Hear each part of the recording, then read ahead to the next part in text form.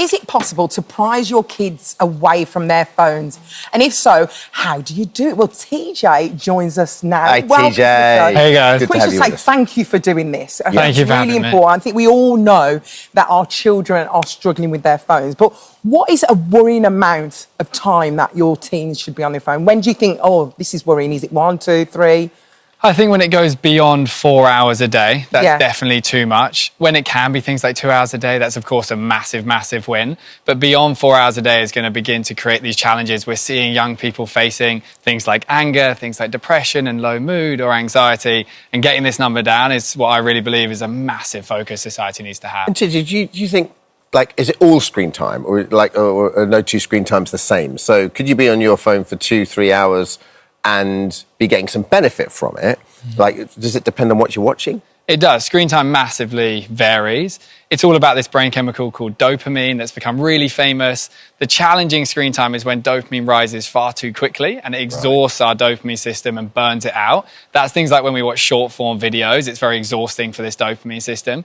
If you're on your phone and you're watching longer form content, some kind of educational video or a podcast or an interview like this kind of thing is long form and it's much slower release of dopamine, which is much better for your brain. Okay. I mean, why are our teenagers so vulnerable? Because if you think about it, they've kind of grown up with the phone all of their life. They're no different. So how would they ever know that there's a problem? Yeah, I think for teenagers, their prefrontal cortex at the front of their brain is still developing. And it means they have what we call a hyperactive dopamine system, which effectively means that their brain is going to experience more pleasure from social media than ours does. As adults, we know that social media is still super addictive for us. So you can imagine for them, this is super challenging. Yeah, okay. Let's talk about through this. Long-term effects. Yeah. What would be the long-term effects of phone use for? It would be massive challenges with attention spans. It would be huge challenges with mood fluctuations. And it would be a real difficulty with things like depression and anxiety.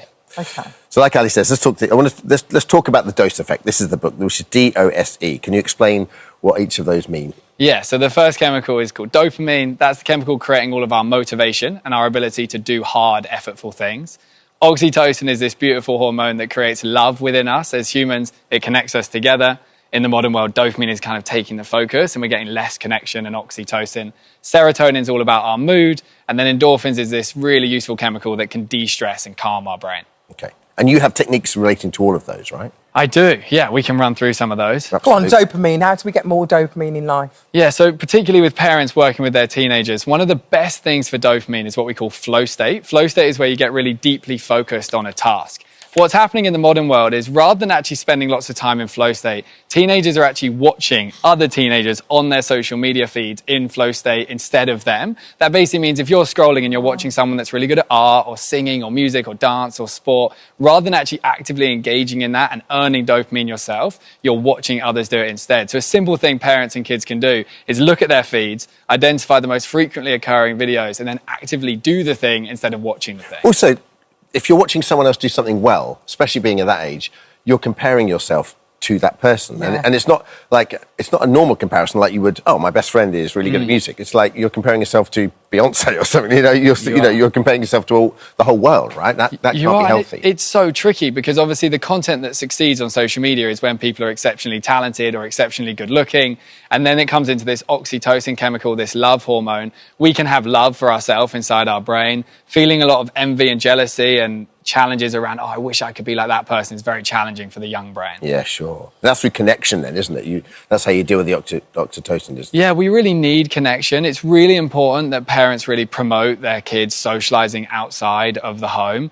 Since about the 1980s, 1990s, kids spending time outside of the home has fallen off a cliff, basically. And kids are primarily socializing via like digital messages on their phone. And it's really interesting when you look into this. There's this great study by this lady called Leslie Seltzer that actually found that when two humans are texting one another, none of this oxytocin chemical releases in their brain at all, none of this connection. But when they call one another and hear their voice, it does begin to release. FaceTime. Yeah, so it's completely different, isn't it? You literally really have is. that connection straight away. Which I suppose is the modern version of when we got home. Like your parents always go, you just spent all day with that person, why are you ringing them? But you'd be on the phone to your friends of an evening, wouldn't so you? true, yeah. And you got so much out of that. Yeah, a phone call you can get a lot out of, but just smashing through Snapchat all night in your room, you wouldn't necessarily get as much of that connection we need. Serotonin, let's talk about that. How do you The most important thing we need for serotonin is much more sunlight. It seems very simple, but we know as Brits that when we have the winter more cloudy days, it affects our mood. It's very important to get more sunlight, especially first thing in the morning. Something we work on with young people is what we call sunlight before social media. But without sunglasses, I'm assuming. Ideally without sunglasses, you of course don't want to hurt your eyes. Yeah. But if they can have a framework whereby they have to have gone outside and at least looked up and seen sunlight, any sort of sunlight, can be cloudy, before they see a social media app, it just trains their brain to first of all do something effortful, thing, isn't it? then get on social media next. Because we talk about being out in gardens all the time. I know, don't we? we're obsessed. But literally we are. Because it's we're that happy, moment, we're in our happy place. those little moments of like serenity you get before you'd start your day, of 5 Yeah. minutes with a cup of coffee, watching the birds Watering or the something. garden. Yeah. And that So sort of thing lovely. is beautiful. You're getting dopamine from the effort of the gardening and serotonin from the nature and the sunlight. That sort of thing is what the brain needs. Brilliant. Endorphins? Endorphins is this chemical that de-stresses our brain. It really helps us to release anger and frustration. A lot of young people, especially teenagers, are really struggling with this kind of like anger inside of them. Endorphins are released through physical activity. We literally evolved to physically release stress from our body. And a simple thing we do with them is something that we've just developed called steps for screen time, whereby parents could create a model with their kids and get their kids to be involved in the conversation. Whereby, say for example, they set an idea of you have to do 2,500 steps in order to earn maybe an hour of screen time. And the phone's already tracking the steps. And then if they were to do 10,000 steps, they'd have earned 4 hours of screen time.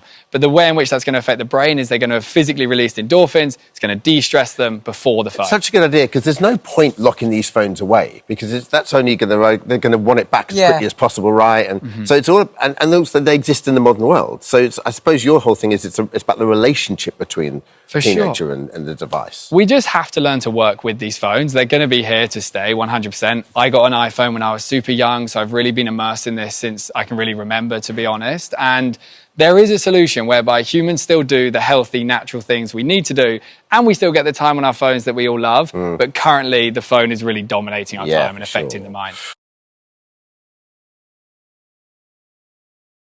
Is it possible to prize your